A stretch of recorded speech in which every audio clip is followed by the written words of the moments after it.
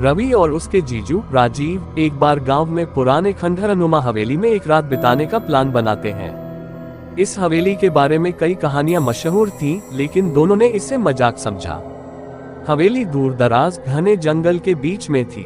शाम ढलते ही वे वहां पहुंचे और जैसे ही रात गहराई, हवेली में अजीब अजीब आवाजें गूंजने लगीं। रवि ने महसूस किया कि कोई पीछे से उसे देख रहा है। उसने मुड़कर देखा, लेकिन वहां कुछ नहीं था।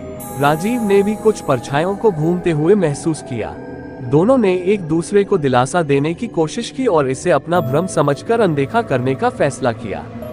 अचानक हवेली के बड़े हॉल में दरवाजे खुद ब खुद बंद हो गए। दोनों भागने के लिए उठे, लेकिन दरवाजे जैसे बंद हो चुके थे। रवि ने देखा कि एक पुरानी तस्वीर में एक महिला का चेहरा धुंधला हो गया था और जैसे जैसे वे उसे देखते, उसकी आंखें लाल हो गईं।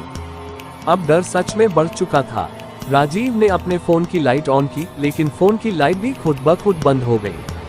तभी एक धीमी सी आवाज आई, तुम यहाँ क्यों आए हो? दोनों ने इधर उधर देखा, लेकिन कोई नहीं था। तभी राजीव के कान में कोई फुसफुसाया, ये जगह छोड़ दो। घबराकर दोनों दरवाजा खोलने की कोशिश में लग गए। तभी एक जोर की चीख सुनाई दी और किसी ने राजीव का हाथ पकड़ लिया।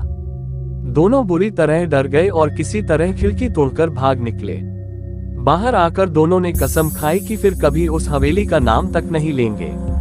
आज भी रवि और उसके जीजू जब भी इस बात को याद करते हैं तो उनके रोंगटे खड़े हो जाते हैं। रवि और राजीव उस रात के अनुभव को भूल नहीं पाए। गांव में उनकी कहानी तेजी से फैल गई और हर कोई उनकी हिम्मत और उस खौफनाक रात के बारे में जानना चाहता था। लेकिन अजीब बात यह थी कि कुछ दिनों बाद रवि को बार बार उस हवेली के बारे में अजीब सपने आने लगे। हर सपने में एक ही चेहरा नजर आता, वही महिला जिसकी तस्वीर उन्होंने उस रात देखी थी। कुछ समय बाद एक रात रवि सो रहा था कि अचानक उसकी नींद खुली। कमरे में हल्की हल्की फुसफुसाहटें सुनाई दे रही थी। उसने सोचा कि शायद उसका वहम है, लेकिन जैसे ही उसने अपने कमरे की लाइट ऑन की, उसकी दीवार पर किसी ने लाल रंग से लिखा हुआ था, वापस आओ। अगले ही दिन रवि ने राजीव को ये बात बताई। राजीव ने उसे मजाक में लेते हुए कहा कि ये सब उसके दिमाग की उपज है और उसे भूल जाना चाहिए। लेकिन जब राजीव के घर में भी अजीब घटनाएं घटने लगीं, जैसे अचानक बिजली चली जाना या किसी अदृश्य शक्ति का दरवाजों को बार बार खोलना और बंद करना, तब उसने भी इसे गंभीरता से लेना शुरू किया। आखिरकार रवि और राजीव ने तय किया कि वे एक बार फिर से उस हवेली में जाकर इस राज को सुलझाएंगे। इस बार उन्होंने गाँव के पंडित जी को भी अपने साथ लिया। पंडित जी ने बताया कि वह जगह किसी पुरानी आत्मा का वास है, जो अपनी अधूरी कहानी के चलते वहां अटकी हुई है। तीनों उस रात फिर से उस हवेली में पहुंचे। जैसे ही उन्होंने हवेली के अंदर कदम रखा, वातावरण अचानक ठंडा हो गया और उन्हें अपनी ही सांसों की आवाज सुनाई देने लगी।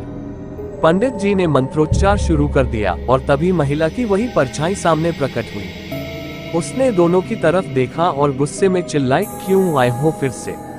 पंडित जी ने साहस जुटाते हुए पूछा, तुम कौन हो और यहाँ क्यों अटकी हुई हो? महिला ने जवाब दिया कि उसका नाम माधवी था और उसे उसके पति ने इस हवेली में मार दिया था। उसकी आत्मा यहाँ बदला लेने के लिए भटक रही है। उसे तब तक शांति नहीं मिलेगी जब तक कि उसका पति सजा नहीं पाएगा। रवि और राजीव ने गांव के मुखिया से मिलकर माधवी की कहानी का पता लगाया। काफी खोजबीन के बाद उन्हें पता चला कि माधवी का पति अब भी जीवित है और किसी दूसरे गांव में रह रहा है। दोनों ने पुलिस को सूचना दी और आखिरकार उस व्यक्ति को पकड़ लिया गया। जैसे ही उसे सजा मिली, रवि और राजीव की जिंदगी में भी अजीब घटनाएं घटनी बंद हो गईं। माना जाता है कि उस दिन के बाद हवेली में किसी ने भी माधवी की परछाई को नहीं देखा। शायद उसकी आत्मा को अब शांति मिल चुकी थी। रवि और राजीव ने उस खौफनाक अनुभव से सीखा कि हर जगह एक कहानी छिपी होती है और कभी कभी उन कहानियों को शांत करने का एकमात्र तरीका है सच्चाई का सामना करना।